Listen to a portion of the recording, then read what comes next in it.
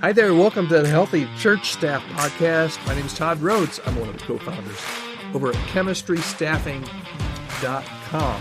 And today we're going to be talking, it's heating up, people. It's an election year. They say it's because both former President Trump and President Biden both are the presumptive nominees so early that 2024 is going to be the longest election year ever, I think, or at least in a long time. And the pastors that I'm talking to are just wondering what's going to happen. Our culture is so divided and angsty, is that a word? When it comes to politics. So as a pastor, as a church staff person, this is going to be a really interesting year. It's going to be filled with politics everywhere. And church people get into politics, and not everybody's on the same side. And everybody's looking to you as a pastor or a church leader, sometimes either to reinforce what they think or to know what you think. We're all going to be bombarded with political ads and phone calls and news segments and presidential debates. So how do we in our churches get through this year of what could be just a really ugly election? I've got a few points here, and we're talking politics, and that's always enter that with a little bit of trepidation. I don't think what I'm going to say here today is going to be too controversial, but you may agree, you may not agree, but hopefully we can still be friends.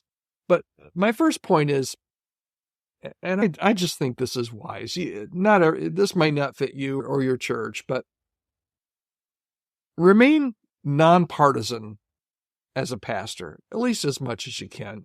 As a private citizen, you should be. I would encourage you to be involved in the political process as much as you want to be. You can watch cable news and debate over the dining room table and vote your conscience. I hope you do all of those things. But in your role as a pastor, I think it's wise to at least be cautious on what you put out there, because you're a representative of your church. You're a representative of Christ. And if you can be as apolitical or at least as nonpartisan as you can, I think that is a good way, at least a bar to set for yourself. And if somebody feels uncomfortable at your church because they vote for an opposing candidate, you may be actually undermining the centrality of the gospel. So my first suggestion would be, hey, remain as nonpartisan as you can as a pastor or a church staff member. Here's the second thing.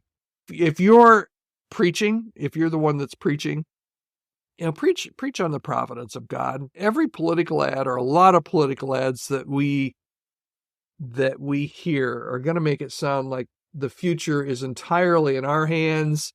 It's all up to us as citizens. And every election I've already heard, this is the most important election in the history of our nation, in the history of humanity. And truth be told, every election, I think I've heard that this is the most important one ever. And it very well may be, I don't know.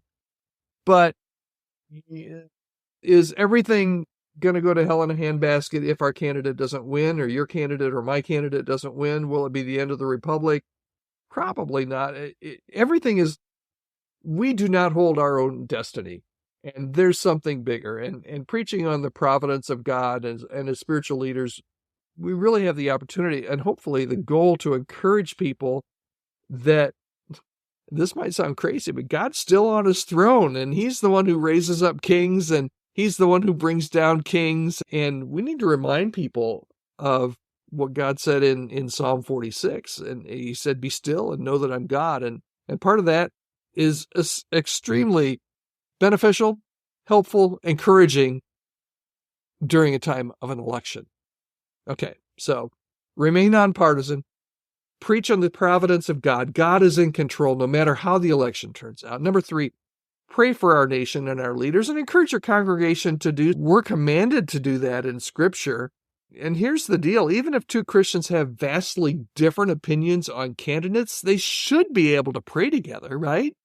1 Timothy 2 says, I urge that supplications and prayers and intercessions and thanksgiving be made for all people, for kings and those who are in high positions, that we may lead a peaceful and quiet and godly and dignified life in every way. So that's a call to prayer. Even when we're divided politically as a church, it's time to pray. It's time to pray, and we can be the spokesperson, the role model to do that. And then finally, and I think you have to be careful here, but encourage, and I don't know why I say you need to be careful, encourage people to vote.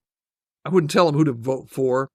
Good citizenry does participate in democracy. It's part of our role as good citizens, and Christians above all should be good citizens. I would encourage people to not who to vote for, but to make sure that they vote. That voting is a way of being salt and light and caring for our neighbor and doing what's good, and it's an important piece. So I think we should encourage people to do that. Above all, and I want you to hear this, just keep doing what you're doing. Just keep doing what you're normally doing. If you as a pastor change your tune and join in with anger and the bitterness that is going to be a part of our culture this year, if you do that, many will see that as a cue for how they should act too. And on the other hand, if they see you joyful in the midst of turmoil and decisiveness, and if they see you delighting in the gospel and loving Jesus, they're going to want to follow that too. People actually do follow your leadership. And what you prioritize this year will stand out all the more at a time when every cable news station and newspaper and social media is going to be screaming that the sky is falling and this election is the most important thing in the universe. God is much more exciting, more enjoyable than any candidate's latest shocking statement. So look at the longer picture. This year, 2024, it's going to come and go. And whoever sits in the Oval Office over the next 4 years is going to come and go too. Let's keep our eyes on our mission. Let's keep our eyes on the gospel. Remain nonpartisan. Preach on the providence of God. Pray for our nations. And encourage people to go out and vote. And above all, just keep doing what you normally do. I would love to hear your comments on this. You can reach me anytime at podcast@chemistrystaffing.com. podcast@chemistrystaffing.com. I hope you will join us. We are here every weekday, Monday through Friday. And we will be back tomorrow. We're going to talk about 7 trends to watch out for in the church in 2024. Hope you'll join us right here again tomorrow.